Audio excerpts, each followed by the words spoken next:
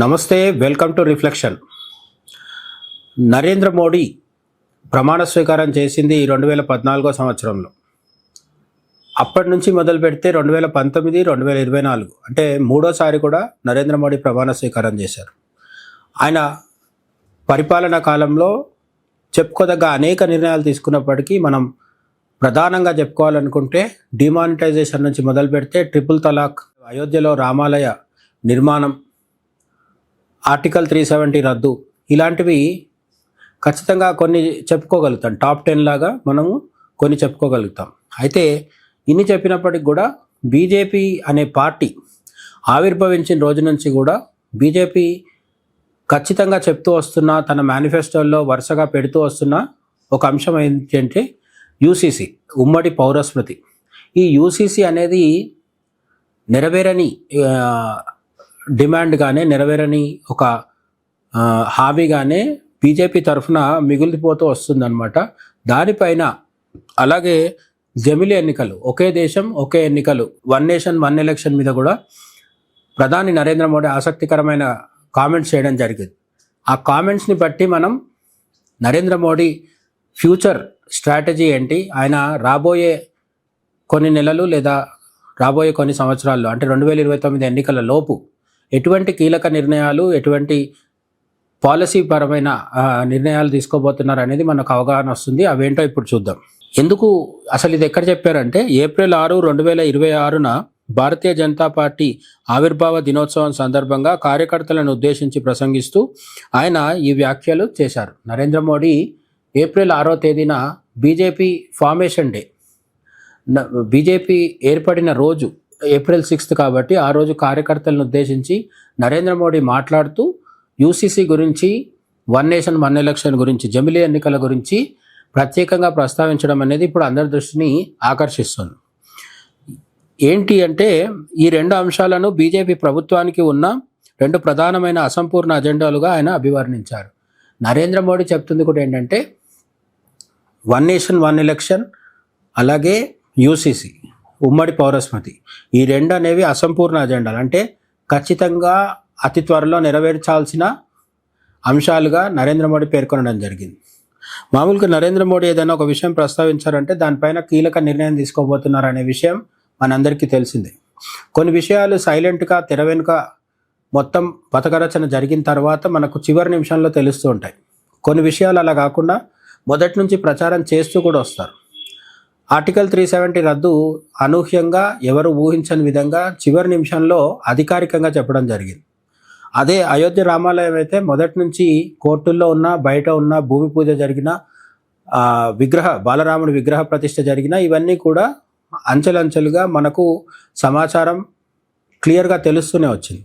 ఇదే విధంగా యూసీసీ గురించి, వన్ నేషన్ వన్ ఎలక్షన్ గురించి కూడా నరేంద్ర మోడీ ముందుగానే ప్రకటించడం ద్వారా, ఈ బీజేపీ ఆవిర్భావ దినోత్సవం సందర్భంగా వాటిని ప్రస్తావించడం ద్వారా రాబోయే పార్లమెంట్ సమావేశాలు, అలాగే రాబోయే ఎన్నికల, ఈ 5 రాష్ట్రాల ఎన్నికల తర్వాత బీజేపీ కానీ, నరేంద్ర మోడీ కానీ, కేంద్ర ప్రభుత్వం ఎజెండా కానీ ఎలా ఉండబోతుందో మనకు ఒక క్లారిటీ వచ్చిందనమాట.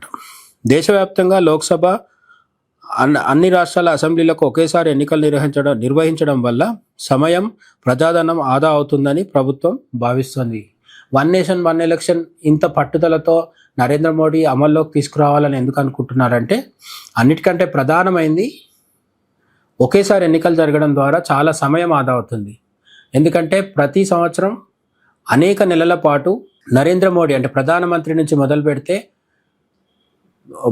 కేంద్ర మంత్రులు కావచ్చు, రాష్ట్ర ముఖ్యమంత్రులు కావచ్చు, వీళ్ళందరూ కూడా ఎన్నికల హడావుడిలో తిరుగుతూ ఎన్నికల కోడ్ని ఉల్లంఘించకుండా ఉండడం కోసం పరిపాలన పరమైన అంశాలన్నిటి పక్కన పెట్టేయడం, అంటే పాలన స్తంభించడము.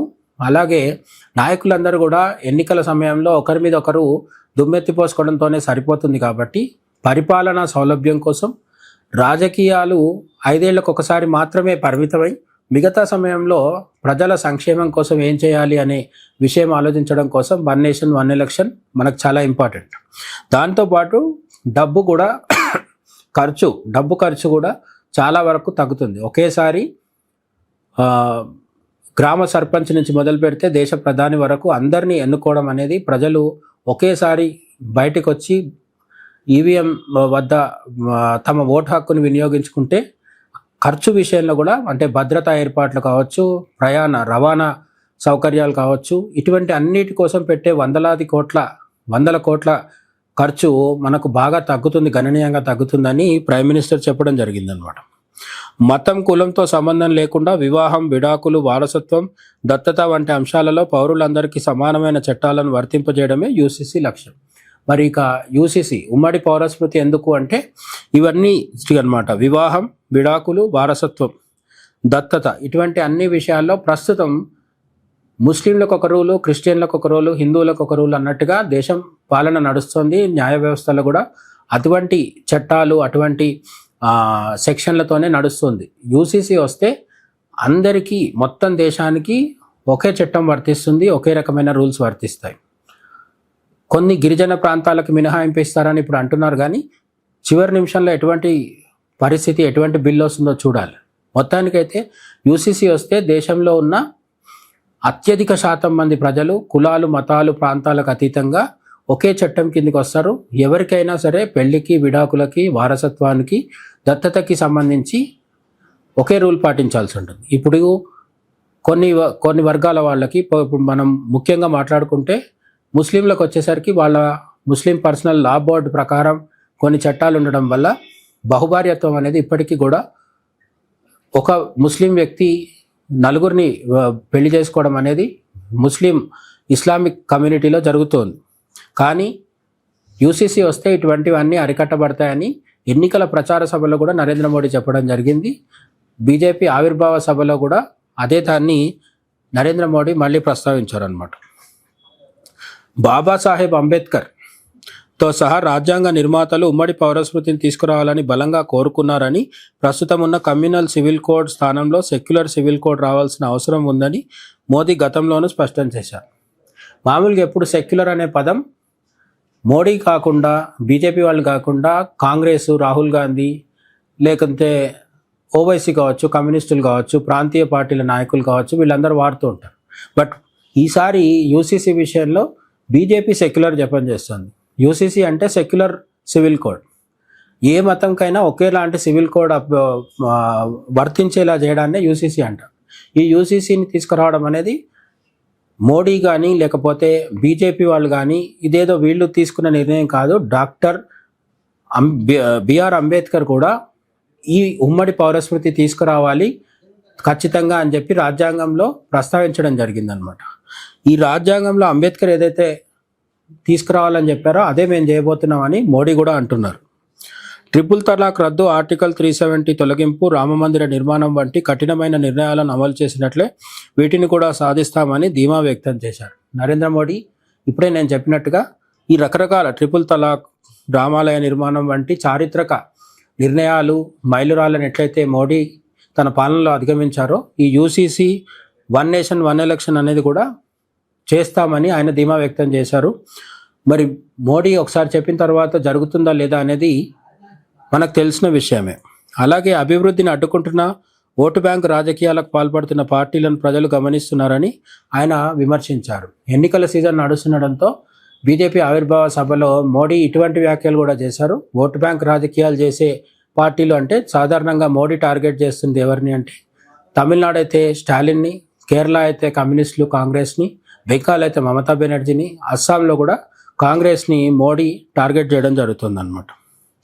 దేశ ప్రయోజనాల కోసం బీజేపీ చేపట్టిన మిషన్ ఇంకా కొనసాగుతోందని, అభివృద్ధి చెందిన భారతదేశం, వికసిత్ భారత్ దిశగా ఇవి కీలక అడుగులని ప్రధాని అన్నారు.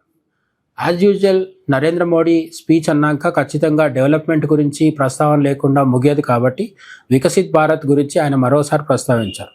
2047లో భారతదేశం వికసిత భారత్గా ఆవిర్భవించడానికి అడుగులు పడుతున్నాయని మోడీ చెప్పడం జరిగింది. ఈ సంస్కరణల పట్ల ప్రజల్లో సానుకూల స్పందన ఉందని, దేశం సరైన దిశలో పయనిస్తుందని ఆయన చెప్పడం జరిగింది. నరేంద్ర మోడీ తన స్పీచ్లో అంటే బీజేపీ ఆవిర్భావ సభలో కార్యకర్తలను ఉద్దేశించి చెప్పిన అనేక అంశాలు కొత్తవేం కాదు. కానీ హైలైట్ ఏంటి అంటే యూసీసీ కావచ్చు, వన్ నేషన్ వన్ ఎలక్షన్ కావచ్చు, దీని మీద ఇప్పటికీ సందిగ్ధత ఉంది. ఈ సందిగ్ధత తొలగిపోయేలాగా నరేంద్ర మోడీ ఆ అంశాలని పార్టీ ఆవిర్భావ సభలో కార్యకర్తల సమక్షంలో ప్రస్తావించడం ద్వారా కేంద్ర ప్రభుత్వ దృష్టి ఖచ్చితంగా ఈ రెండు చారిత్రక అంశాల మీద ఉందని, 2029 లోపు ఈ రెండు కూడా సుసాధ్యమవుతాయని, పార్లమెంట్లో బిల్లుల రూపంలో పాస్ అవుతాయని మోడీ చెప్పడం జరిగింది. మనం కూడా జాతీయవాదులుగా ఖచ్చితంగా కోరుకోవాల్సిన రెండు ఇంపార్టెంట్ డెసిషన్స్ ఇవి రెండు కార్యరూపం దాల్చాలని కోరుకుందాం. జై హింద్.